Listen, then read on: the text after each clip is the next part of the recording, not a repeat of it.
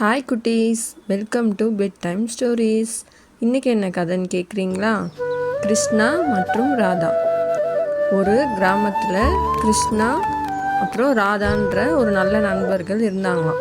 ஒரு நாள் ராதாவோட கண்ணுக்குட்டின்னா அந்த மாடோட குட்டி சரியா காணாமல் போயிடுச்சுன்னு கிருஷ்ணன் கிட்ட சொல்லிட்டு இருப்பான். அப்போ கிருஷ்ணன் என்ன பண்ணுவார், அவரோட புல்லாங்குழல்னா ஃப்ளூட்டு சரியா அதை வாசித்து மிருகங்களை கூப்பிடுவார்.